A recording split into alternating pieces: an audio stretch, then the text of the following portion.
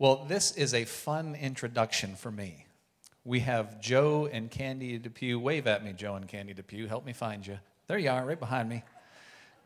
Joe and Candy Depue are here to minister to us today, tell us a little bit about the work that they do. But I have a special connection with Joe because Joe is my cousin.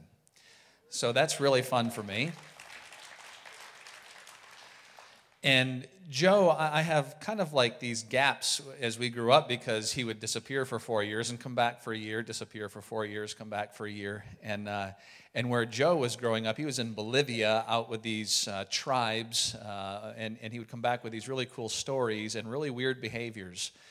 So I was learning from him as we would grow up together. So I remember a couple memories would stick out. Number one, Joe, he had 2 older brothers and an older sister. And one of his, Joe, you're a couple years, I think, underneath me. And then Mike was my age. And then Tim was ahead of us. And let's be honest, Tim was a brute. That's a really big guy, huge. So when missionary kids come from South America into Pennsylvania, they're always really intrigued by the snow.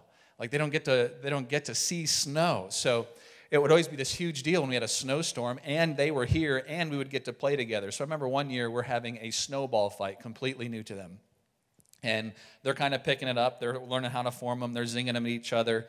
And it wasn't too long into the snowball fight that as I was making a snowball, like the sun darkened from behind me. And I thought, what is going on? And there's Tim. Now, Tim was not raised with proper snowball etiquette and had figured out how to make this mountain of a snowball. And the look on his face told me I did not have time to explain to him the etiquette of you don't make snowballs that big and throw them at people. So kind of later on when I came to, I was able to tell him what to do and not to do with snowball fights. Another interesting memory I have of specifically you, Joe, we would be down at Grandpa's Pond fishing. And you had to keep an eye on the bait because Joe would eat the bait. I would catch these little minnows, and they were the perfect size to catch the bass out of the pond. But Joe would eat the minnows if I wasn't watching them. And he would actually show me, like, oh, yeah, we eat these all the time. I'm like, Joe, that's the bait. That's not food. But to him, I guess they ate those things down in Bolivia. So he had all these cool behaviors, and it was always fun to get connected here about every 4 years. We still, it's hard to get connected now, but he's in a new ministry. His wife grew up the same way. Candy was a missionary's kid doing the same stuff. What an incredible couple they are. Now they have 4 kids, and it is truly a blessing to have them with us here this morning. Let's give Joe a warm welcome and have him come up and share this morning.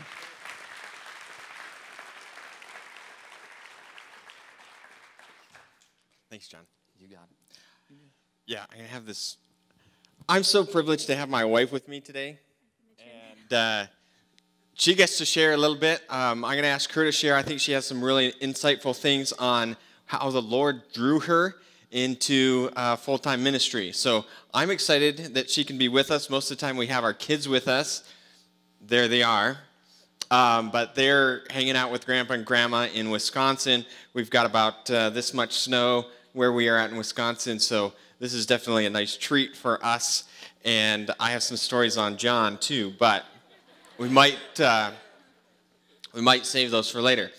So I'm gonna have my wife share just how the Lord drew her into ministry real quick before we get started.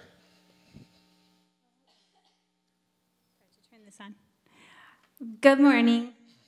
So this was really a little bit of a last-minute plan for me to have me come up here and speak. So I just want to tell you guys thank you so much for inviting us to come. That it's a real big privilege to be here. When I was out on the table, several people asked me, so how did you guys decide to become missionaries? And the answer to that is a lot more simple than you would think. We did grow up in the mission field. That is true. But like none of our siblings are missionaries, so not everybody that's a missionary kid becomes a missionary. It comes more to the fact of the way the Lord was working in our hearts. And I just wanted to share that with you guys, that one of the big questions that really has been a tool for me to share with other people is that none of us chose where we were born. And that was a tool to help me realize that I needed to go to people that didn't get to be born in a Christian family like I did.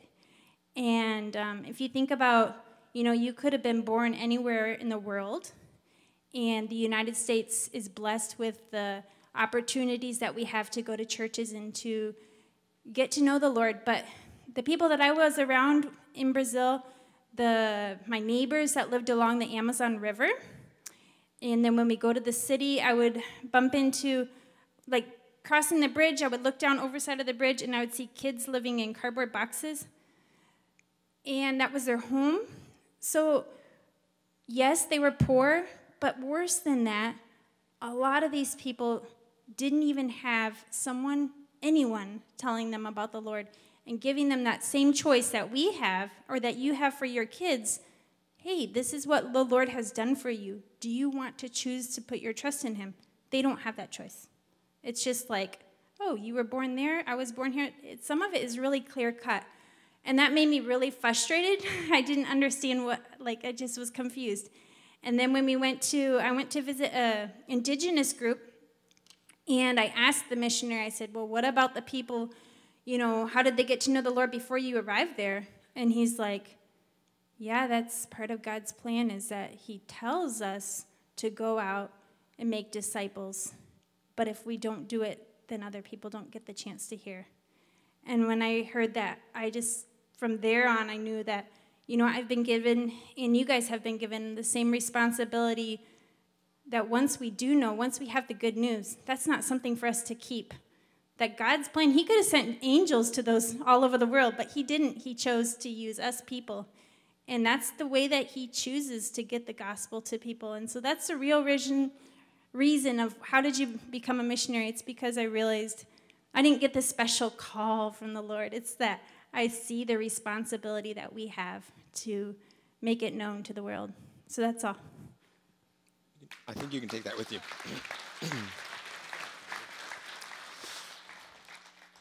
It's my wise wife. I'm very blessed with a beautiful wife and a beautiful family. And it truly is a privilege to be with you guys this morning and share what God has laid on our hearts. I want to give a little bit of background before we get into a message of who we are and where we live. So we're going to look at some pictures and hopefully some videos, and we'll go from there. Brazil, how many of you guys know where Brazil is? Right in the center of South America. Brazil as a country is larger than the lower 48. So we're talking a huge, huge country. The state that we are in, the green part there, is the state of Amazonas, roughly the size of Alaska. Okay? And I'm going to show you a video of a trip that Hudson and I took before we ever moved into the village. We went in there kind of to assess if that's something that the Lord would have us join the team that was there. So hopefully this will work. Thanks for joining us this afternoon. I just asked that you would join us on a trip that Hudson and I took up to visit the Rio Isana. We started out in Manaus down here. This is the port we went out of on the Rio Negro. Here's the boat that we started our trip out on. This would be kind of what we consider the bus station. You can see the larger boats on the left there. They take about a week to get up to San Gabriel. And the boat we took, about 25 hours. 25 hours up this river, the Rio Negro, to the city of San Gabriel de Cachoeira. And yep, 25 hours of this. Wasn't too bad.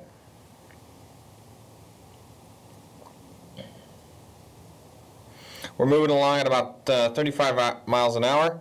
This big old boat actually gets up in planes with these two huge diesel engines run out the back. Beautiful scenery on the black water of the Rio Negro.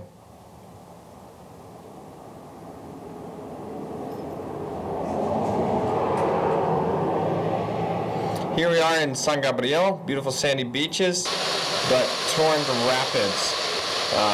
The city's strategically placed on the rapids as a portage point. water fluctuates and covers those rocks there. In San Gabriel, we got a smaller boat and headed up from San Gabriel up the Rio Isana, splitting off there on the Rio Isana, splitting off again, and then up here to the village of Ambauba. It's a pretty nice boat ride up there, only 8 hours by speedboat. It's pretty rocky in some places. Some places has really smooth water, so it just depends on where you're at.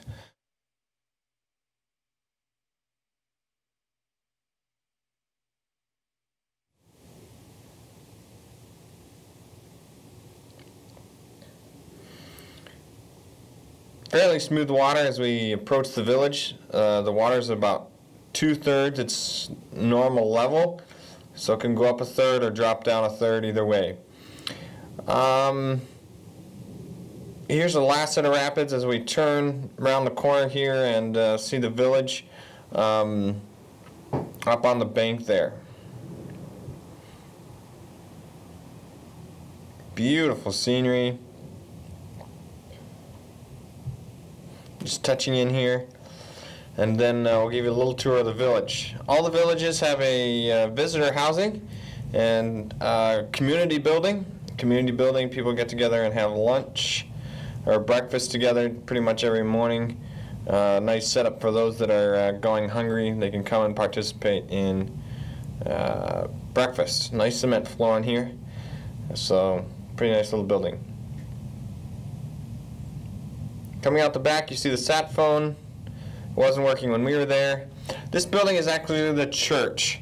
Now, this is a hard part about this work, is that there's churches here, churches in all the villages that claim to be an evangelical Bible church, but have very little understanding of the gospel or a grace-based salvation.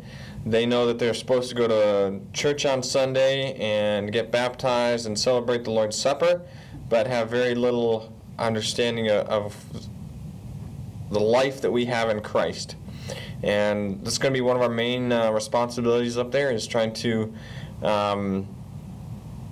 help these people understand true Christianity and not just a Pharisaical works-based Christianity.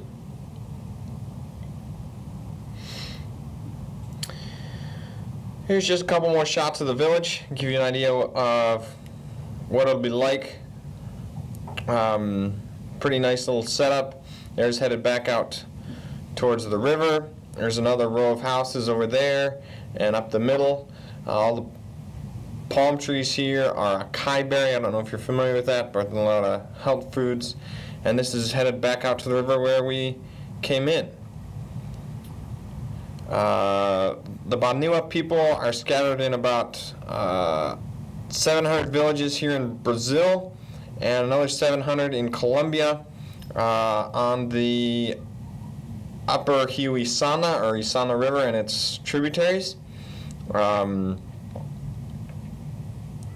As many as at least 16,000 speakers, so pretty large people group. And we'll just be working in Colombia, branching off into, we'll be working in Brazil, branching off into Colombia eventually, or sometime. This is what's on the menu. They try to dry fish up there, but they can go bad pretty quick.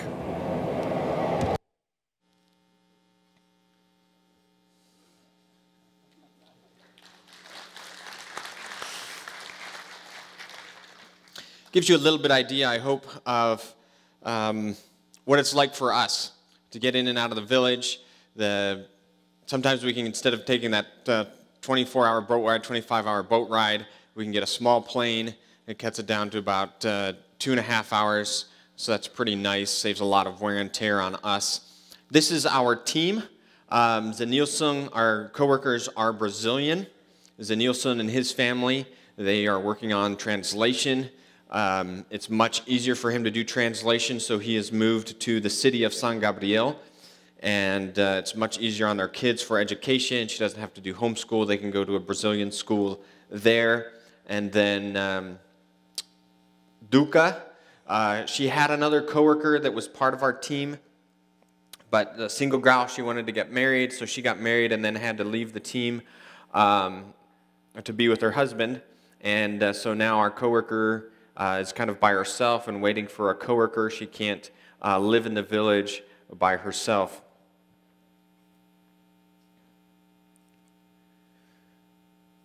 This is our house. Pretty simple. We have aluminum roof. We collect the rainwater to use for drinking water. We have about 100 gallons on the kitchen side for drinking water and for washing dishes, and then another 100 gallons on the bathroom side for toilets and the showers. Look at that. The foundation there is rammed earth, and then it's just boards, kind of shiplapped boards around the outside.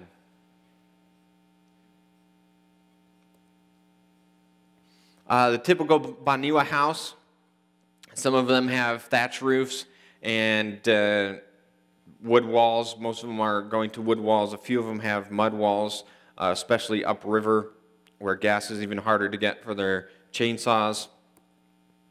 Or like you saw in the video, wood walls with corrugated aluminum roof. A lot of people are getting welfare, and so they have a little bit more money. I want to tell you a little bit about division of labor. And just real quick, the men are responsible for hunting and fishing.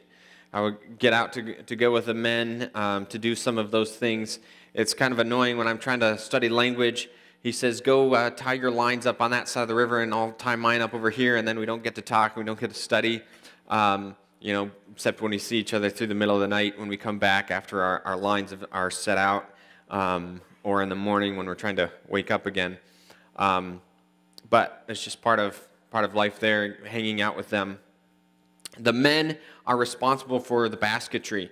They're weavers, making the instruments that they use for their food collection and processing is up to the men to do. The Baniwa people are famous for their baskets. We have a few of those out on the table for you guys to take a look at. The women are in charge of the garden. The men will clear it and cut it down, and it's a family effort to burn it. They try to burn it all at once. It's slash and burn technology. It's what they use. And so the big logs that didn't burn up, you got to plant and jump around them as you harvest and as the garden grows. Kind of after it's planted, the weeding and stuff husband and wife will do together, but the pulling up will mostly be the women's job. Very, very heavy to take the baskets. They wear the baskets on their head, and then they'll take them from their gardens down to the river, into the canoe, from the canoe back up to their kitchens, and that's where they'll they'll process their food. This is their staple. Their staple is poisonous in its natural form. You pull it up out of the ground, and you got to work with it to take the poison out before you can eat it. It's a very intense process to do that, and they use special instruments to grind it into a mash, and then they'll put it into kind of something that's kind of like a Chinese finger trap. And once it's in there, it'll stretch it really tight, and they can wring all the liquid out of it. Except once you wring all the liquid out of it, it's all stuck together. So then they have to run it through a sieve to make it so it's usable. It's more back into a flour-type consistency, and then they can process it, and they'll process it either two ways. See, there she is putting it through the sieve again after it's come out of the wringer. And they'll toast it on an oven like this to make farinha, which is kind of like a grain. And we have some of that out on the table. Or they'll make beiju, which is a great big round bread. They'd like to split them up. It's the same root. They have two varieties. Well, they have lots of varieties that they know of, but two different colors, more of a yellow and more of a white, and they like to make the white into beiju and the grain or the farinha into the yellow into the grain. you remember this guy from the video we showed you? Yeah, maybe. This is one of the church leaders that I interviewed when I made that trip. When I made that trip up into Ambauba, the village where we are, I had a whole list of reasons of why I could not work among the Baniwa people. And one of the reasons was on the video. You saw the churches there. I said, hey, these people have churches. These people have understood the gospel. I don't need to go there and duplicate the efforts of somebody else. And so one of the things that I did when I was visiting with Hudson is to interview, especially the people that called themselves church leaders, to see how they had understood the gospel, what their understanding was. And these people, if you ask the questions the right way, these people have got it. The first missionary that came in, she translated she wrote a catechism for them. So if you ask the question, are you a sinner? If you ask it right in there and they've got the book in front of them, yeah, I'm a sinner. Okay, so how do you get rid of that? Well, Jesus died for me. Hey, that sounds good to me. So if you ask the questions the way they line up in the book, you'll get the right answers. And it's super hard to know, okay, do they really understand it, or are they just giving rote, memorized answers? Because they do that. In Sunday school, they go through the book. The deacon stands up, he asks the questions, the whole congregation, they spout off the answers, they return it. So it's just like steps, it's just one after another, and they go through the book, and that's how it's done. And that's how Christianity was passed on to them. So I asked the guy, man, I have my son, he's traveling with me. How would you explain the gospel to him? What does he have to do to go to heaven? They looked at me like, I have no idea. So I was like, I'll help you out. Oftentimes they give you answers that they think you want to hear, and so I was like, hey, what if I have devotions? I mean, I'm a dad. I try to spend time in the Word with my son. Is that going to get him to go to heaven? Absolutely. I pray with my son? Absolutely. Those things are what's going to get him to go to heaven. No conviction of sin, nothing else necessary. And so that's what they understand. What are we doing on time? We're doing all right. If we don't understand the culture of the people, we can't just come in and give them a list of rules to do. That's not presenting the gospel. That's not helping them understand what Christ has done for them. And so that's one of the hard things about the work that we live in, is that they've already had this. They've already had access to the gospel, but they haven't understood it. There's another couple that I interviewed, talked with. They're also leaders in the village upriver from where Candy and I work. Isn't that a beautiful picture?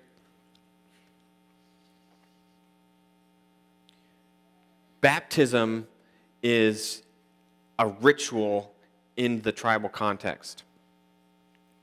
When we know, I'm sure John has taught on baptism, but it's an outward symbol of an inward change.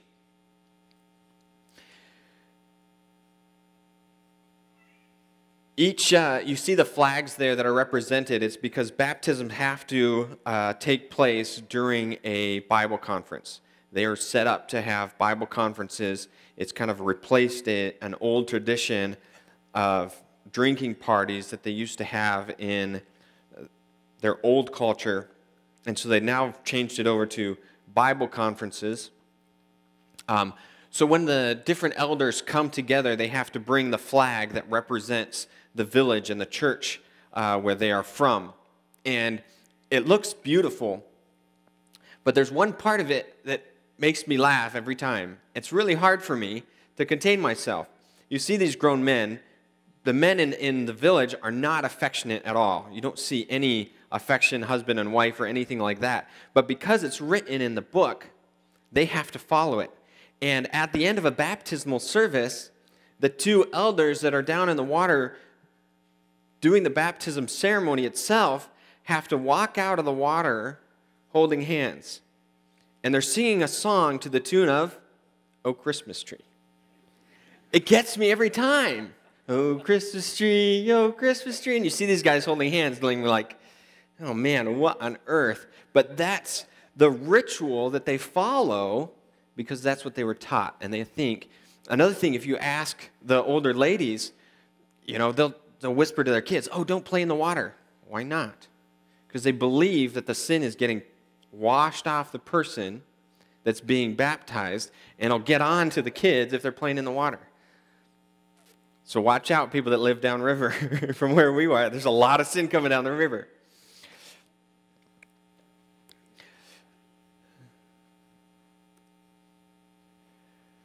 Another thing, after the people are baptized, they wait on the riverbank and they form a line, and then the people who have already been baptized have to line up. And they'll make a line of greeters between the riverbank in the direction of the village church. And they're supposed to walk between these row of people.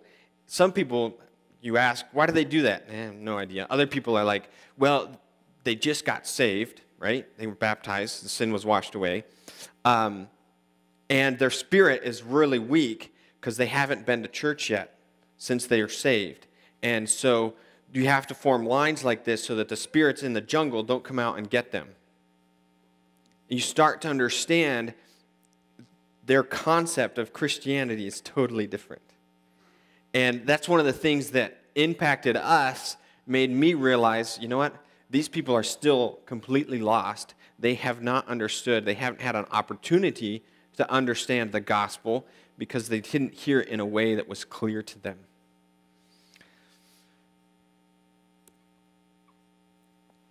I want to transition now into a challenge for us, kind of a biblical look at missions from an Old Testament story. Not many people read through 2 Kings unless you're reading through the Bible on a yearly basis or whatever. And this passage we're going to look at is found in 2 Kings chapter 6 and 7. Before you open your Bibles, or as you open your Bibles, I want to ask you a question. How many of you guys here think or realize that you are dead?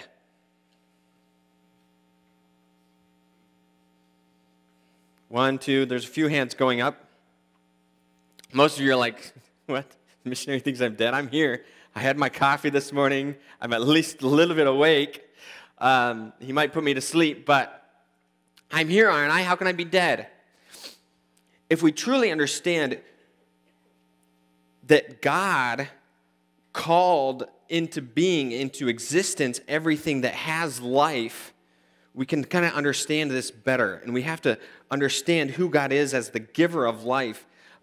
Ephesians 2:1 is very clear. You who were dead, separated from God, that first separation from Adam and Eve, you will surely die. They died spiritually because they were separated from God. God is this author of life, and once they were removed from that, there's death immediately, instantly, because God is the source of life. Secondly, there is physical death. Going to put me under someday. I think I'm still alive because they haven't done that yet. But we forget that we've been separated from God. We are all separated from God because we are born after Adam and Eve. And then, third death, we are separated from God eternally in the lake of fire, or we can be joined again to God, made alive. I bring that up because it's important as we look into this passage in 2 Kings.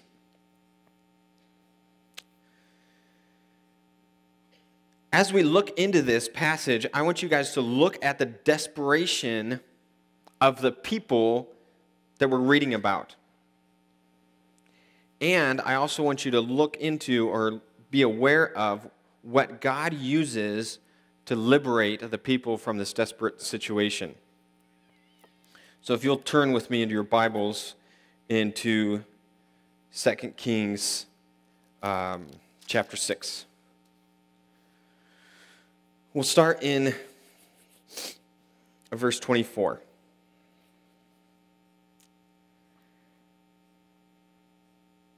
Oh, I'm on the wrong page.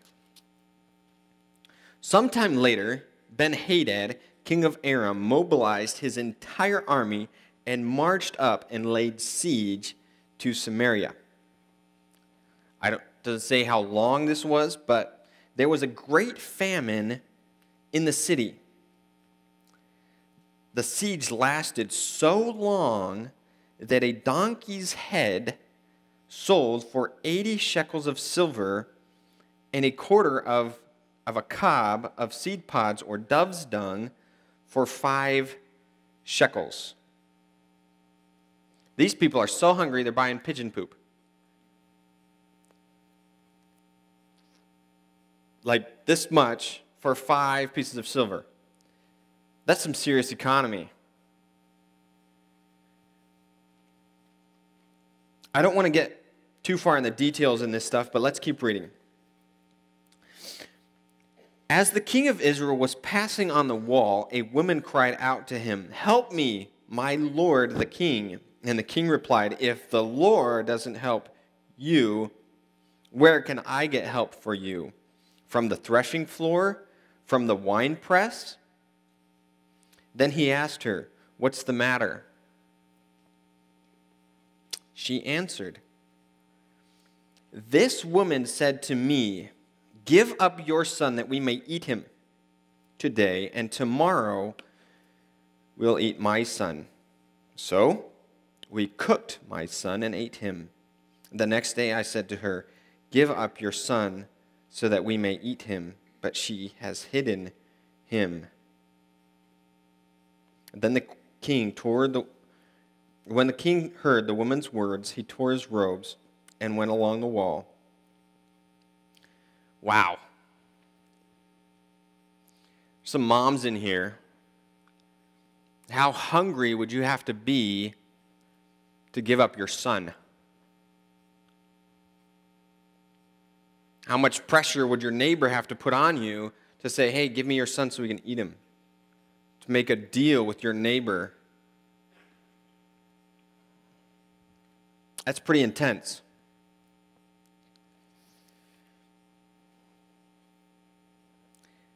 Do you have a glimpse of the desperation of this situation?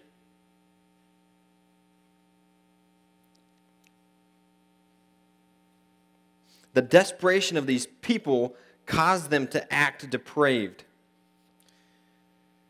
I don't want to get caught up in too much of the detail here, but the situation is bad. Let's keep reading. We're going to skip over to chapter 7, verse 4.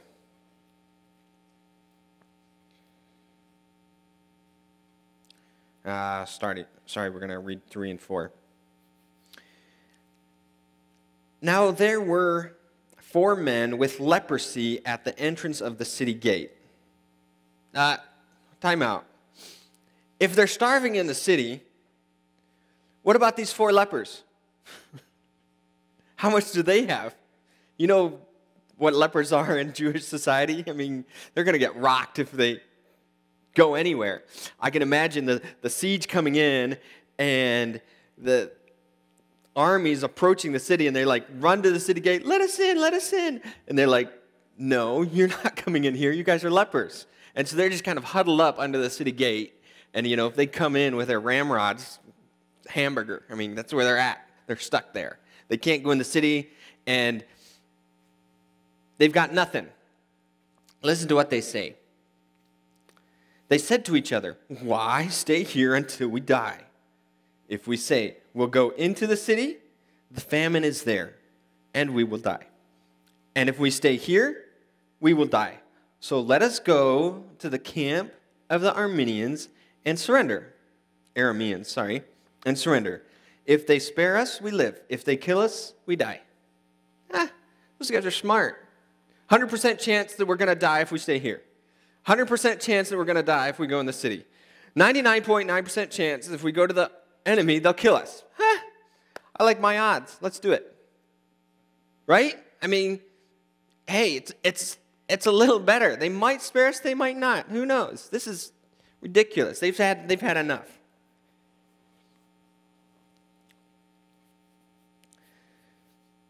All right, we'll keep reading.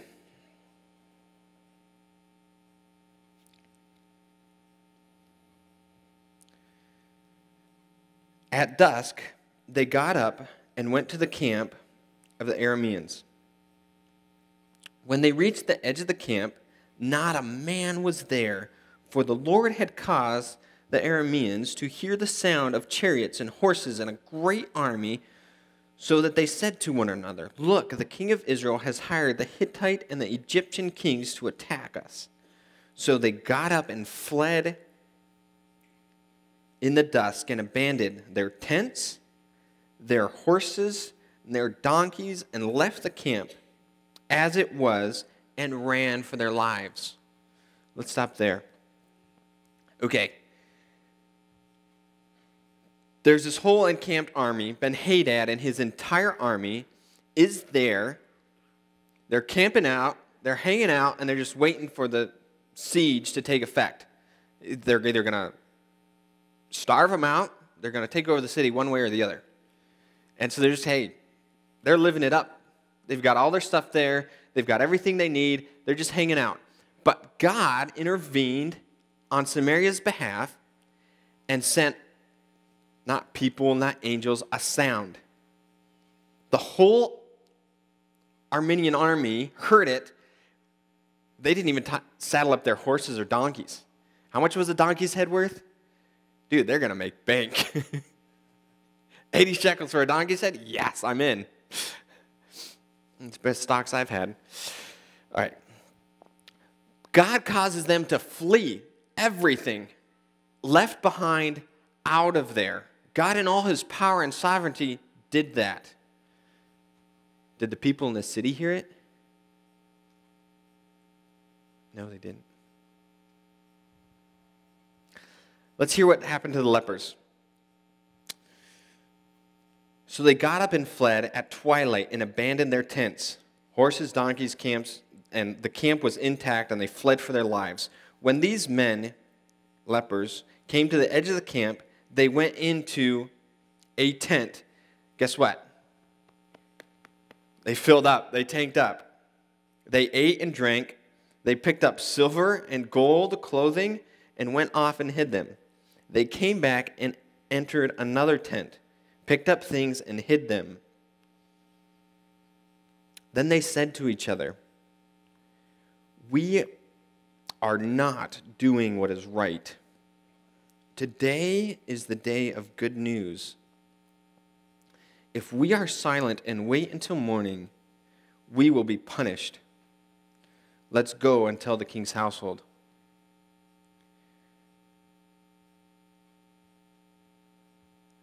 I don't know what kind of punishment these people thought would happen to them. But these guys are already the bottom. You know, I'm like, what's worse?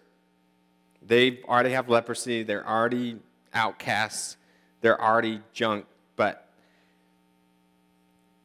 they realize they've got great news. They realize that in the city, people are still eating each other. They're eating poop.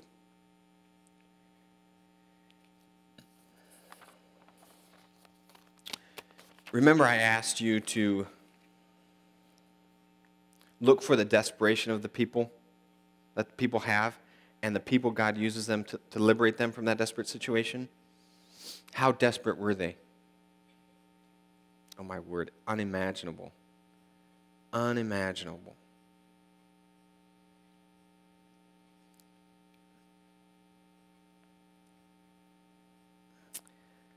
The people inside the city represent people without God. A desperation that's unimaginable.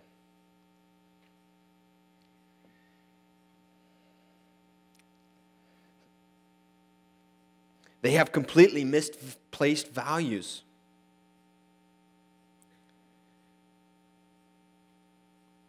A lot of us have misplaced values. We're spending tons of money on things that have no eternal value.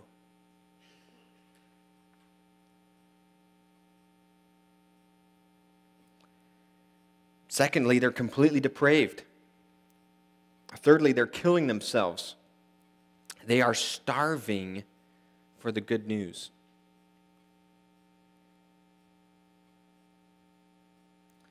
This is the desperation of people who are separated from God. Remember, I asked you to pay attention to the people God uses to liberate them from that desperation? Obviously, it's God himself. God, in all his sovereignty and power, could have said, hey, there's food outside the city. Go get it. Smorgasbord, hit it. But he used these lepers. The same thing is true for us. God, in all his sovereignty, has chosen to make himself known through human lips. He could send writing in the sky. He could send angels. He could send whatever. But he has chosen people to communicate his message.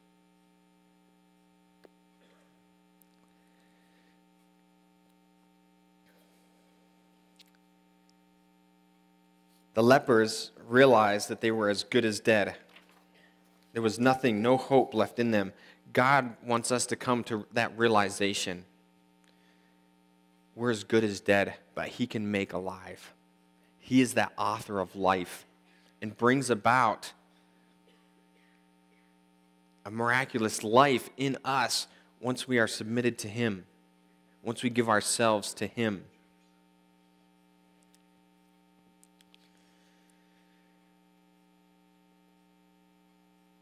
The Baniwa people, separated from God, man, the depravity is intense, let me tell you.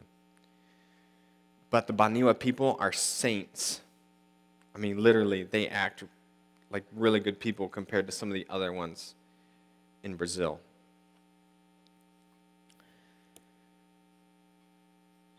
This verse didn't copy completely. I wanted verse 13 on there, but that's okay. I'll read it for us. Romans 10:13. For everyone who calls on the name of the Lord will be saved. Man, we know that. Thankfully, we have the opportunity to hear. And we can call on him for salvation.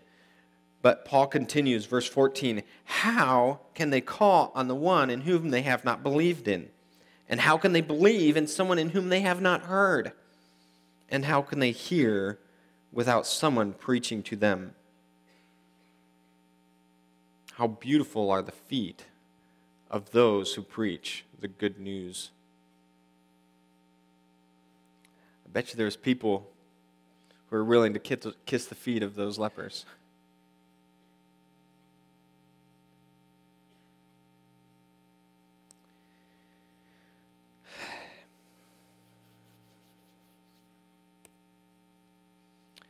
Cecil Dye, one of the founders of New Tribes Mission, the organization we're with, said, we were challenged to put our lives at risk for the glory of God, and we have not found a better way.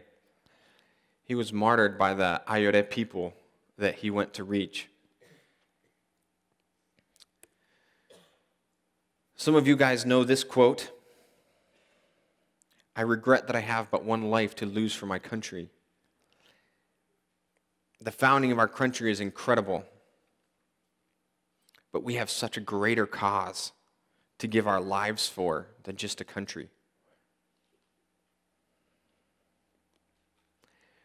I want to transition now and tell you about some of the people who are still separated from the good news in Brazil.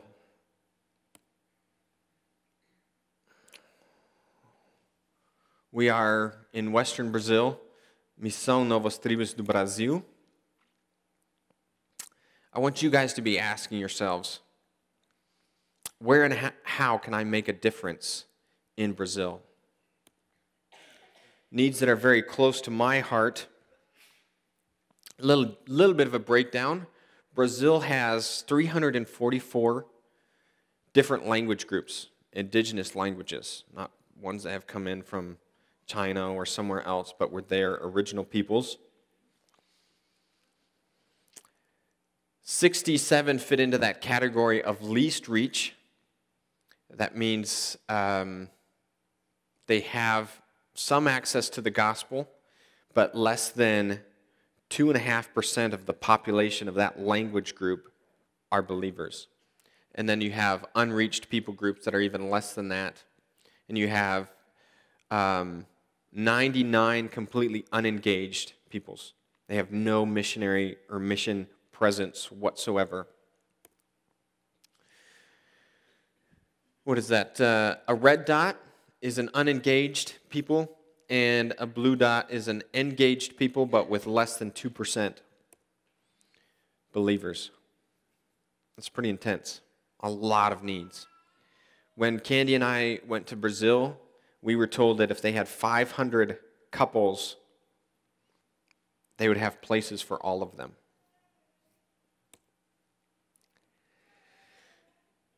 There's works that have teams that have been struggling for years for lack of personnel. They have 1 or 2 people in there. There's not a lot of advancement in the work because they're incomplete teams.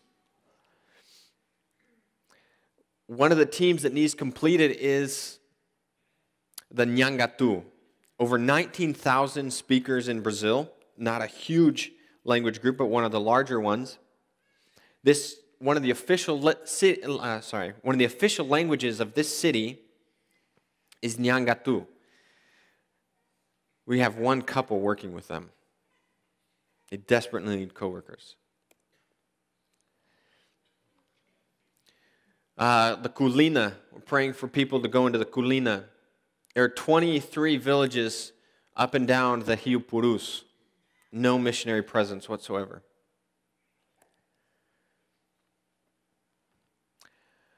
I want to talk about the Yanomami real quick. When we think about the village size in Ambaúba, we're talking about 120 people or so. When you talk about a village among the Yanomami, you're talking about 300. In Brazil, there are 300 Yanomami villages. There's several mission organizations working with the Yanomami, but we don't even work in 10 of those 300 villages. This other area is called the Dog's Head. It's where Candy and I work. The city of San Gabriel is in there, and there's 23 language groups that come out to the city of San Gabriel, and our organization is only working with 3 of those. So 20 language groups are represented there that have no missionary presence. Also, people group assessment, we're looking at 8 people groups that we want to start, brand new works that they want to start as soon as possible. The field of Brazil is opening up. It is the first time that we've had a believing man as leadership in the Indian rights organization. Usually it's anthropologists who hate what missionaries do, but now because of the president we have, he has appointed a believer to be in there. They're in hot water. It's making the news because of that, but it's actually, I think, religious discrimination against him, so be praying for them. Another thing, the helicopter. The first time that we've had helicopter support in Brazil, for especially where those 8 new works that they want to open. Unfortunately, it's not going to help us where we are in the Dog's Head. It'll be down further near the Brown State there, but a great asset to the work. And some of you guys are like, man, I want to get on board. I want to live my life for the kingdom in that way.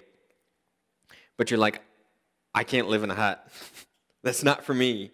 I understand that. I get that. Not only do we need people in the villages, but we're a team effort. We need folks in maintenance and construction, the Bible and the missionary schools, IT, the print shop, web designer, at the boarding school, even at headquarters. My wife's folks work in the food service down with the retirees. He was just diagnosed with stage 4 cancer. His career is probably over in that position. They desperately need coworkers, someone to take and fill that role. Be praying about those things. That's what I have to share with you guys. Thank you so much for the opportunity to be with here, and I'm going to turn it over to John.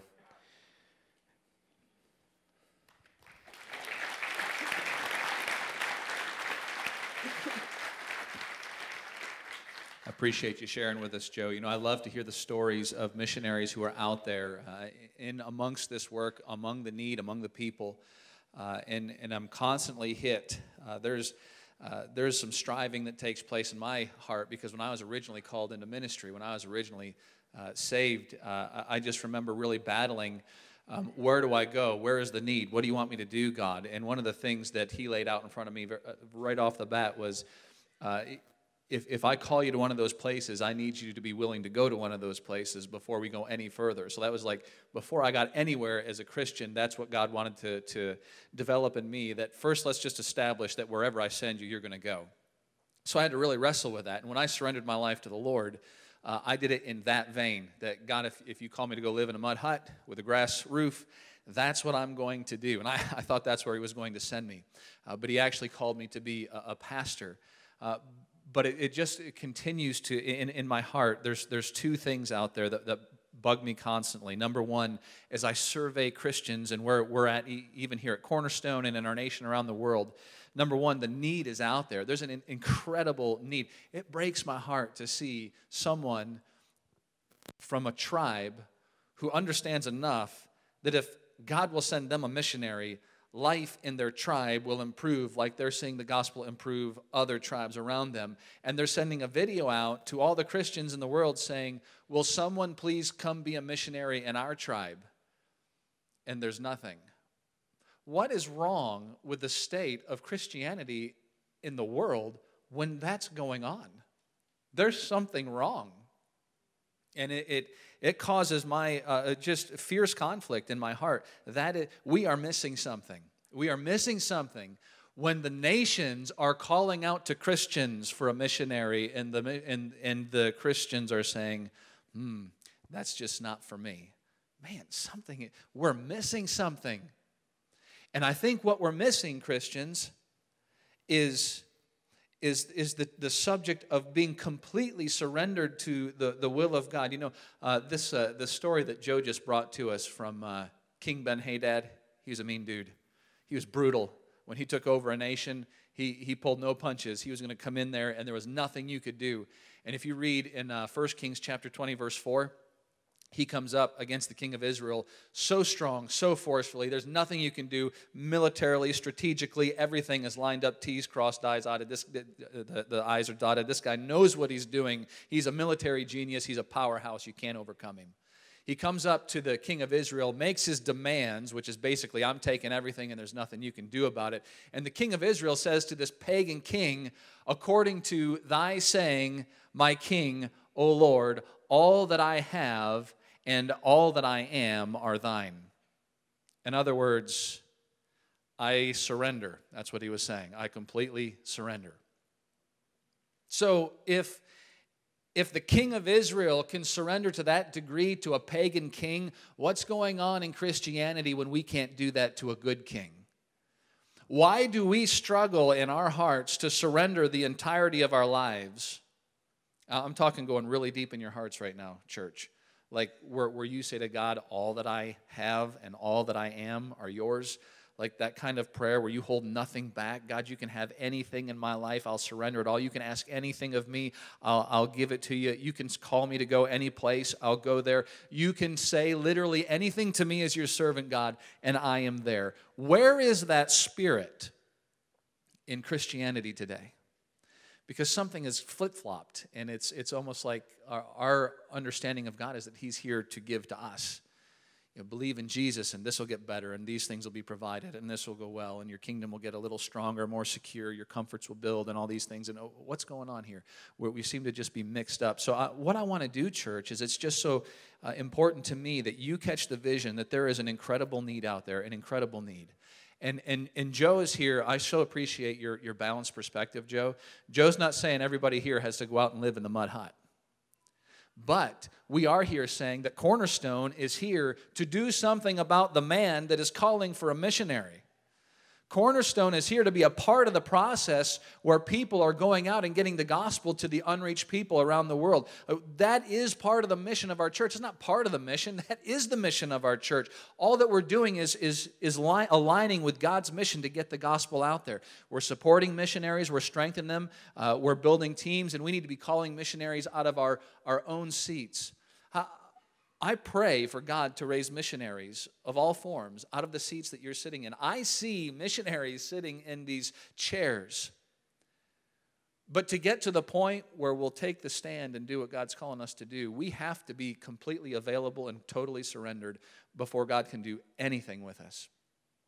In fact, if you're not willing to serve God everywhere, you're not fit to be used by Him anywhere. You're just not moldable yet. So my question is, as we cast the need out there and you get a glimpse, it's so important you see the glimpses of missionaries in their work, church. It's so important that you get a glimpse of the need that is out there. And this is just a tiny percent, what you've seen here this morning with Dave Hilt in our first session and Joe in our second session here. But I just want to give you the glimpse that there's so much more going on in this world than what we see in our tunnel vision. And I want to be a part of that. A huge desire of my heart is that the work that we would do together as a church would be to offer God the worship of a people group whose tongue right now, whose native tongue, has never yet sung the praises of God yet. I can't think of a more profound gift that we could give to God. What do you give as a gift to God? We can give our lives, we can give our praise, and we can align to the mission that reveals what's important to His heart. So my question is just this. Before we do anything else, are you surrendered to the point where you can honestly pray to God where you're at? I don't care if you're a grandparent, if you're a mom, or a grade schooler. There's always reasons not to do this, and they're always wrong. Are you in a place where you can say, God, all that I am and all that I have are truly yours. And if you say to me, go, if you say to me, do this, if you say to me, whatever it is, I am going to do it. Before you even ask me, I am yours. Is that where your heart is today? Because until you get to that point, you can come to church, you can attend the services, you can participate a little bit in ministries, you can put money in the offering plate.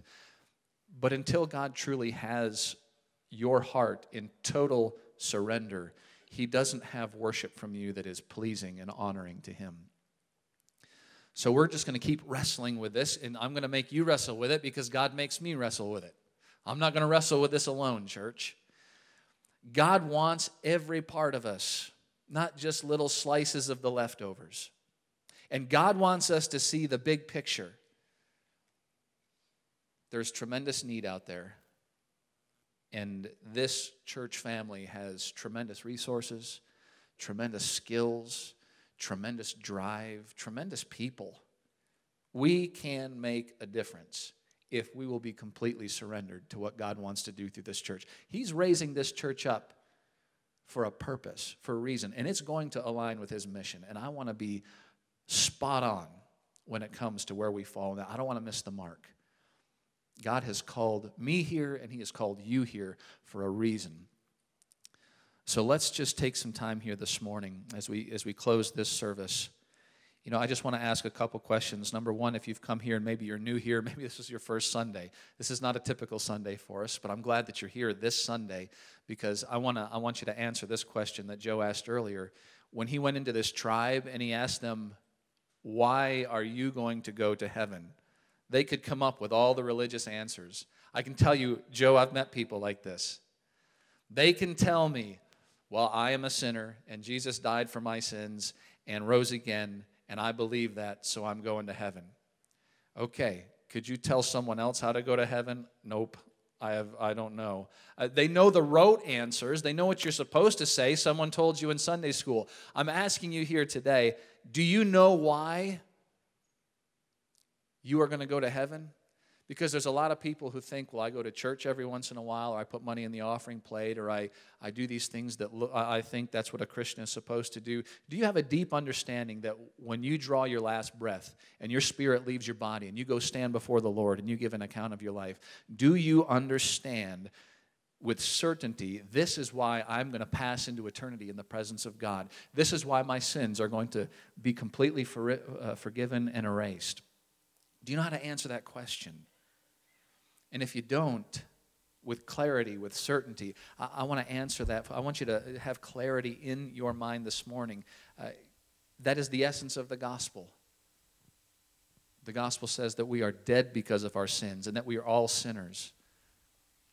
And that until we are reunited, until we have access to God through Jesus Christ, we will not experience eternal life. That is the gift that Jesus died to provide for us. But this whole area of surrender that we're talking about, that's what God is looking for that life that lets go of their sin, that lets go of everything, all their control, everything in their life, surrenders their life to the Lord Jesus Christ, calling Him Lord, calling out to God to save them from the consequences of their sin, eternal damnation. We have rebelled against the high King, the high and holy King of heaven. When we come to Him and say, all that I am and all that I have are yours, and we begin to follow Him in obedience, there is a shift in our soul. We no longer belong to this world's dominion. We no longer belong to the world of darkness. We belong to the King. We literally are identifying as a child of God. We are no longer our own, but it's Christ living through us. Have you ever made that level of a commitment to the Lord? Have you ever followed Him to that degree? Because that's what it means to be a Christian. You can play Christian or you can be one by surrendering your life totally and completely to Him. I wonder how many of us in this room are like the people that Joe is dealing with, where a false foundation has been laid. They can answer the questions. They can say the words, but the change in the understanding of the mind and the heart are not complete. Are you totally surrendered to the Lord? Because He asks for nothing less. Luke 9:23, if you want to be my disciple, you must deny yourself, take up your cross, and follow me. It's a complete death to self and coming alive to Christ. If you've never done that, I want to give you the opportunity to do that this morning. I want you to know with clarity, not just in your head, but down deeply into your heart, whose you are. And Christians, for those of you who know this with certainty, as we close here today, are you able to pray in the manner that God expects His followers to pray? All that I am, all that I have are yours. You can say the words, but do you mean it? Is there anything that you have in your heart that is off limits to God? I tell you what, you start talking about mud huts and foreign countries, we might unearth things that are off limits to God real quick in your heart. What if God did call you to go there? If God calls us to go there, then we go. It doesn't matter. It doesn't matter what stage of life we're in. What stage in life is it convenient to pick up and go do that? For anyone. It isn't. We just need to be willing so that when God puts us in the place that He wants us to serve, we're ready to go. And until you're ready to do something like that, once you're surrendered to something like that, you're surrendered to anything God wants to do in your life. But if you're not there yet, you're not quite ready for God to have complete control and to have His will and way in your life.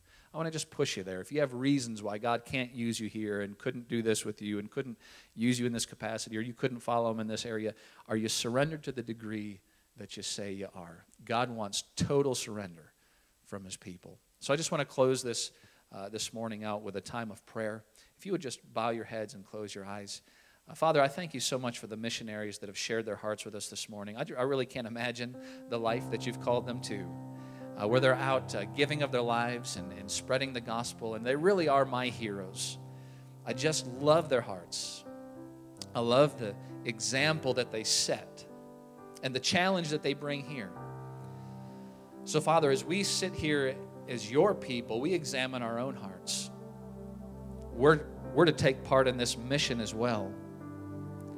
So, Father, let us begin with this prayer of complete surrender. Everyone in this room, We want to be wholly surrendered to your will. God, there is no place we won't go. There is no command that we will not follow. There's no thing on this earth that we will love more than you. Would you do a purifying work in our hearts and lives, Father, that you would be in your rightful place as we come here to worship you. We're not worshiping you on the side, but you are the object of our heart's affection and our praise and our worship and our life. Take your rightful place in our hearts, God.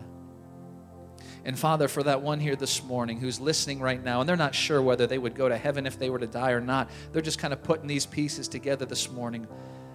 What an awesome opportunity right now to bring clarity to the mind and conviction to the heart and salvation to the soul.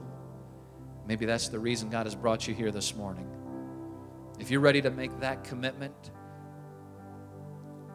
God says whoever calls upon the name of the Lord will be saved. So would you pray a prayer from your heart right now, reaching out to God? It might sound something like this. You just pray with me. God, I confess that I have sinned against you, and my sin has separated me from you.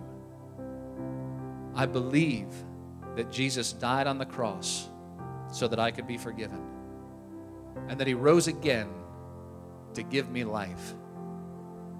And right now I place all my trust and all my faith in Jesus Christ alone. I surrender my life entirely to him. I withhold nothing from you, God. You have it all. You have all of me. From this day forward, I will follow you with all that I have and all that I am. Today is my new beginning. I am now a child of God. Without anyone looking up yet, if you prayed that prayer this morning and the eyes of the Lord are looking through this place, looking at these seats, if you're in a place of just complete and total surrender, God, I am giving my soul, my life, my all to you. I am laying it out. Save my soul this morning. Would you just place your hand high in the air? God, that is me. That's where I'm at. You're meeting me right where I'm at this morning. Would you save my soul? Anyone here this morning? Thank you, young man. Anyone else here this morning? Just putting your hand high in the air for me to see. Well, Father, I thank you for one. And this morning, Father, I pray that you would hear the hearts of your servants, of your people. We recognize we're not as surrendered as we might be, as we should be, as we ought to be. But that's where we want to be this morning, that you would be pleased with our praise, with our worship, and our position before you. God, raise up missionaries from Cornerstone Church. Give us a missions heart that we would get the gospel out, that people who are begging for missionaries who have never heard the gospel, God, we can't sit here while that's happening. Stir our spirits, God, that we would be a church whose hearts are moved and burdened for the lost around this globe. Do a mighty work in these people. Thank the missionaries, Father. We thank you for the missionaries who have blessed us this morning. Raise this spirit up in us, Father. We look forward to good days ahead. We pray all of this in Jesus' name.